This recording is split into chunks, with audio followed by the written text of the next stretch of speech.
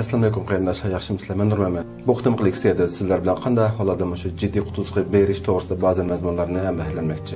Normalda shu jiddiy qutulish xuddi o'zining nomi o'xshash, faqat bedanda jiddiy ahvolda yuz bergan chog'da berish kerak. Ya'ni jiddiy kasallik alomatlari ko'rilib, shu hayotga xavf yetkazib qolsa berish kerak.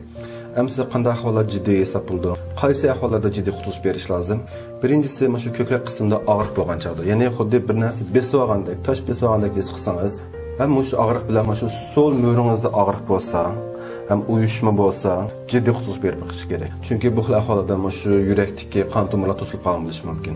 Ikkinchisi bo'lsa, shu tuyuqsi o'shidan ketganlar, gap qilmay qolganlar, yoki tuyuqsi kekashib ketganlar, bir tarafdagi qo'lda kuchsizlik bo'lib qolsa, bir narsa tutsa chim tutamay qolsa, bir tarafdagi oyoqda kuchsizlik bo'lib qolsa, yo'l mang'anchada biroz aqsab minib qolsa, jiddiy qutulish berib baqish kerak. Bunda ahvollar shu menga qon tushgan bo'lishi mumkin. Uchinchisi shu nafas qisilib qolgan chog'da, nafas olamagan chog'larda jiddiy qutulish berish kerak.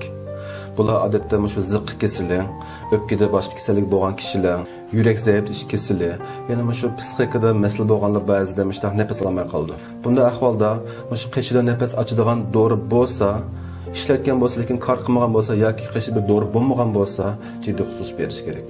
To'rtinchi ahvol bo'lsa, ma'lum bir dori yedingiz yoki ma'lum bir yemak yedingiz, yegandan keyin badanda ziyoda sezimchanlik reaksiyasi yuz bergan chog'da berish kerak. Ya'ni shu galda ishish, ko'zning atrofida ishish, badanda ishish, qichishish, qizirish qatorli ahvollar yuz bergan chog'da jiddiy qutulish cho'qim bering. Beshinchi ahvol bo'lsa, ko'p miqdorda qizil bir qon qussangiz, yoki shu cho'ng taratda qip-qizil qon ko'rsangiz, jiq miqdorda, yoki cho'ng taratda qop-qora shu cho'ng tarat ko'rsangiz, bunday ahvolda cho'qim jiddiy qutulish bering. Bundan sirtma kichik taratda jiq miqdorda qip-qizil qon ko'rsangiz, cho'qim jiddiy qutulish bering. Oltinchisi bo'lsa shu so'ngak sunish yoki bir yer kesilib ketish, ashadan jiq qon chiqib qolsa, cho'qim jiddiy qutulish bering. Yettinchisi bo'lsa shu uyda qon besimi bilan shu qondagi shakar qiymati yuqori chiqib qolsa, yoki tuan chiqib qolsa, uydagi dorilar bilan buni normallashtiramizni cho'qim jiddiy qutulish bering. 8-inchisi bo'lsa shu ba'zi kesaklar sababidan uyda sizning qizitmangiz 38,5 yoki 39 dan yuqori bo'lib qolsa, uni uyda dorilar bilan tushiramisangiz, shunda qizib ketsangiz cho'qim jiddiy qutulish bering. 9-inchisi badanda har qanday bir qismda qattiq og'riq bo'lib ketgan chog'da, bu bir qancha soatning ichida bu og'riq azaymasa, pasaymasa, cho'qim jiddiy qutulish bering. Chunki masalan shu qo'saqdagi ba'zi og'riqlar so'qirishdan bo'lishi mumkin, oshqozon asli bezi yalug'idan bo'lishi mumkin, o'tdagi toshlar berib shu o't yo'lini to'sab qo'ygan bo'lishi mumkin, yoki bo'rak toshlar berib bo'rak shu suydik yo'lni to'sab qo'ygan bo'lishi mumkin. Bundaq vaqtlarda ba'zi vaqtda og'riq faqat to'xtamaydi, o'chaq cho'qim jiddiy qutulish berish kerak. 10-chi ahvol bo'lsa, shu 2-3 kunning yoqi cho'ng taratni chiqaramisangiz, bu cho'ng tarat chiqarmaslik bilan billa shu oq tarafdan yelmi kelmagan chog'da cho'qim jiddiy qutulish bering.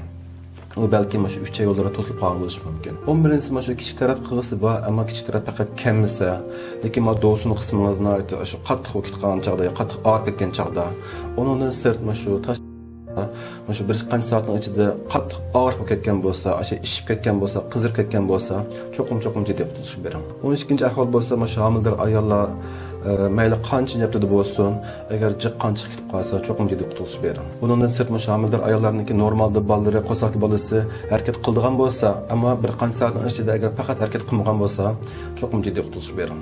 13-chi bo'lsa, tuyuqsiz shu bir ko'zi yoki ikki ko'zi ko'may qolsa, quloqdan qon chiqish bilan billa shu quloqdagi ovozlarni anglamay qolsa, cho'qim jiddiy qutulish bering. 14-si badaningizda ba'zida oz ko'rilgan kasalliklar bo'lsa, masalan rak, o'sma, böbrek zaiflashish yoki uzun zamondan beri shu muhim dorilar ishlatgan bo'lsangiz, masalan qon sulqondiruvchi dorilar, o'zining doktori qanday ahvolda jiddiy qutulish berishini topilgan bo'lsa, shu ahvollar yuz bergan chog'da cho'qim jiddiy qutulish bering. Yuqorida o'tgan bu alomatlar yuz bergan chog'da shu qisqa vaqt ichida agar doktorxona bormasa, shu munosabatli organlar qardan chiqish mumkin. Agar tim eg'ilib ketsa, shu hayotingizga xavf yetib qoldi ekan. Shu bu alomatlar ko'rilgan chog'da cho'qim dorga bering. Hamda bundan sirt bu kichik bolalar to'g'ri bekchiq demadim, abay deb o'tganlar ko'pincha shu cho'nglar qartilgan mazmunlar. Ham kichik bolalarga mos keldi, lekin kichik bolalar bilan munosabatli boshqa mazmunlar bor, uniklarni videolarda so'zlab o'tishimiz mumkin. Hamda unutib qolgan kamqoyalar bo'lsa, mening esim kelgan chog'da men yozib qo'yma. Ham sizlarning esingizga kelgan chog'da sizlarni men askat qo'shimlar umid qilma. Rahmat sizlarga. Ko'rishguncha salomat bo'linglar. Allohga emanet.